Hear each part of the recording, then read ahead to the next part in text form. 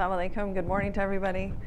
I want to start by saying that I never thought I'd actually share this story in front of a group of people, but it occurred to me that our community has been suffering from a lot of different things, and one of the ways that we can heal our community is through sharing our stories. That's how we can begin to heal all manners of issues in our community. So I thought by modeling this, it would be hopefully inspiring to others to share theirs as well, because we need to share our stories more often so that we can be connected as a people. I've been a Muslim for more than 20 years, so I can't condense that all down in 10 minutes, but I am going to share with you some of my experiences.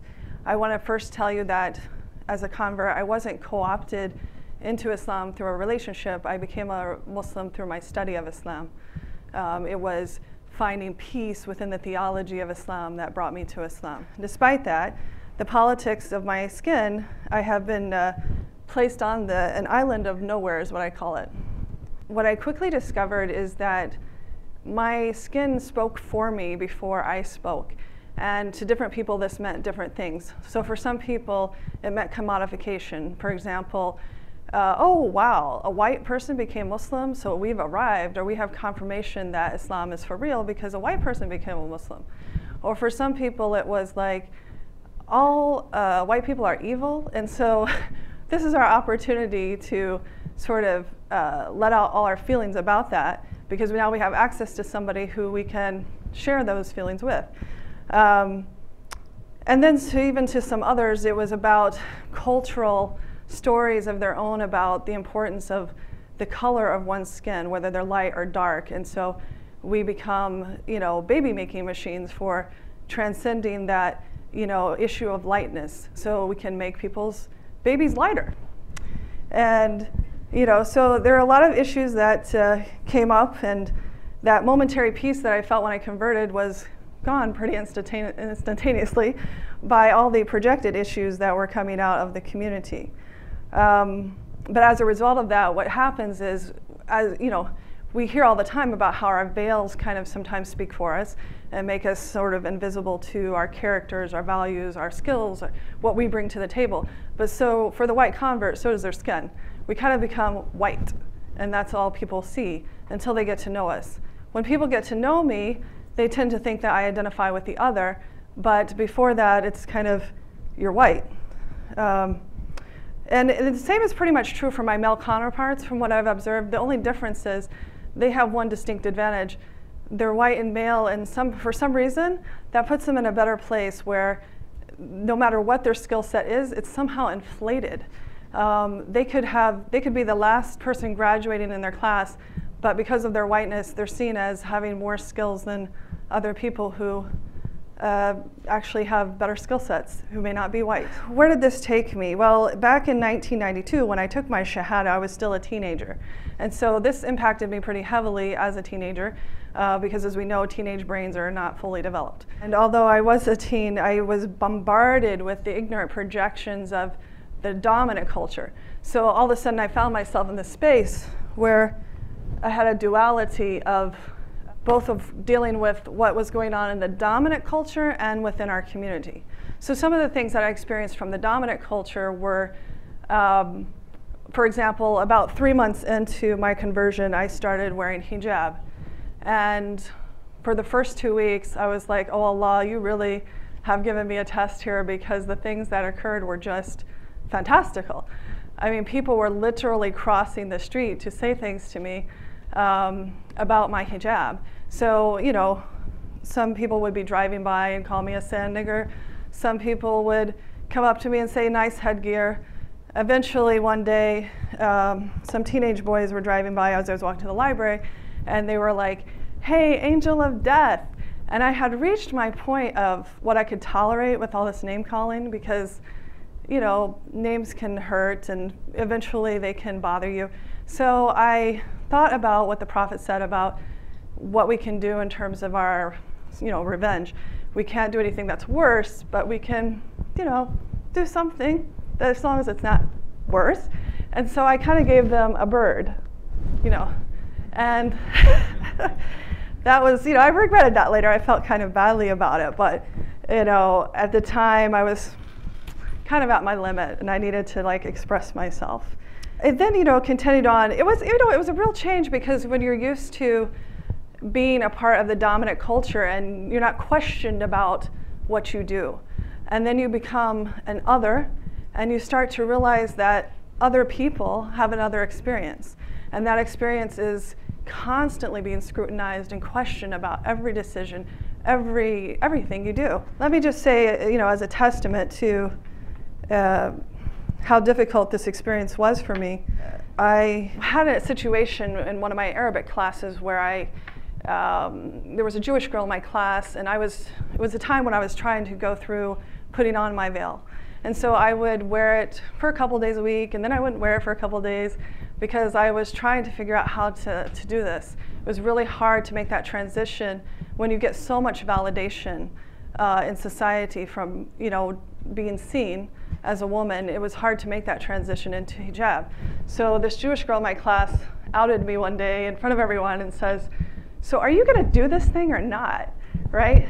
And it was so much pressure to have, I'm still a teenager, remember, and I had my insides basically exposed for the world to see, all my insecurities, all that stuff.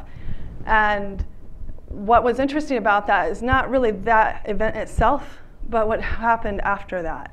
So, and this was my entree into community life. So my professor, who was at the time from Saudi Arabia, he called another sister in the community, who then called me to find out if I was okay. He didn't want to say anything to me because he was navigating his own cultural norms and values, but still wanted to make sure I was okay. So he called this sister, who later became my roommate and lifelong friend, to see if I was okay.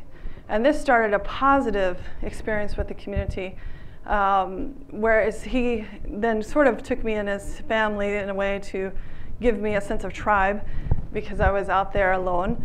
But at the same time, I learned a lot about what was not being said. And so I would go to visit his house with his family. I was enjoying it. I was getting to learn about all things Arab. And Arab hospitality is unmatched. We all know that. So it was an interesting experience. And one day, as I was getting ready to leave, he said, "Heather, wait a minute. I got to tell you something. You are sitting here with these women, enjoying yourself, and as soon as you leave the room, they are talking about you just nonstop." He said they get on the phone, they talk about what you didn't know, what violations of what cultural norms you committed, all these different things about, I should be doing this and I should be doing that. Of course, I was completely unaware. I mean, let's face it, when we're interacting interculturally, most of the time we make mistakes because we're just unaware. We're unaware of what the norms are of the other people. And it's not usually because we don't like people, it's because we just don't know. We're just unaware. So that was a real interesting experience to know that what was on the surface of what I was experiencing, there was a whole nother world underneath that I didn't know about. I want to mention what was going on with the dominant culture at that time as well. So we have this duality between, as I said before, between the dominant culture and our community. What was going on in the dominant culture at the time is we were going to war with Iraq, and Muslims were under attack way before 9/11. We were having our cars searched by dogs. We were being followed by the police all the time.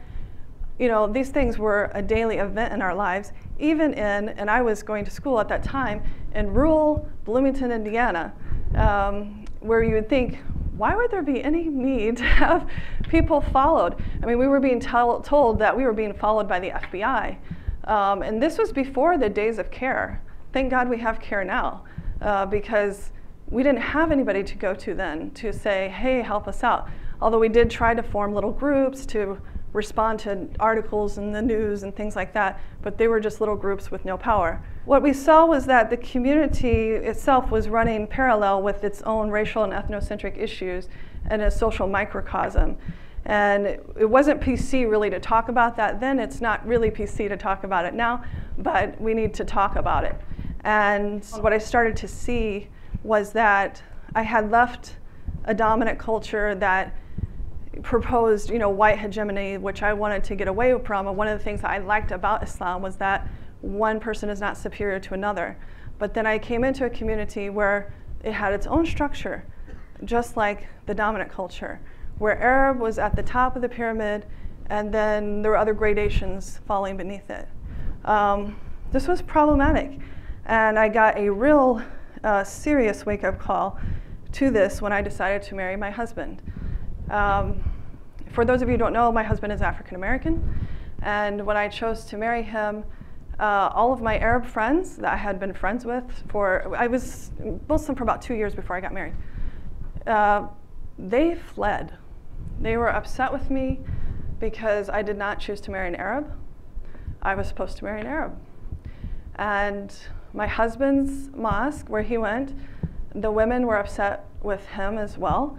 And they wrote us a letter saying they were going to boycott any children we had and our marriage. So that was my entree to a bunch of African American sisters who I'd never met, who never seen me, who I still don't know. But you know, their issue that I came to understand was that they had a problem with a man who had a PhD marrying a white woman. And over time, actually, so one thing I should share is that I grew up in Indiana myself in an all-white town. So I did not have an awareness of the African American community. And as I gained this awareness, I also understood this issue. It allowed me to develop empathy and understand it, and those sisters, their actions, I eventually forgave. Even though they didn't seek my forgiveness, I forgave them, because then having children myself, I understood what it was like to have the context of what it means to be black in America.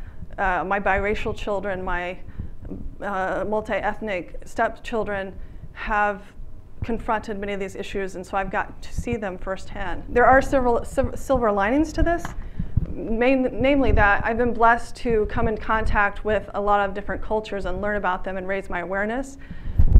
It all hasn't been discrimination and trauma.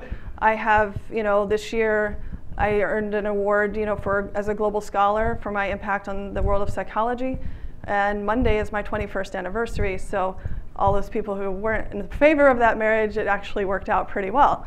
And so all that is to say, just to finish, that our community needs to figure out why we see converts the way we do, and what we need to do as a collective conscience to deal with this issue. What can we do about it? Because our community is only as strong as its weakest member.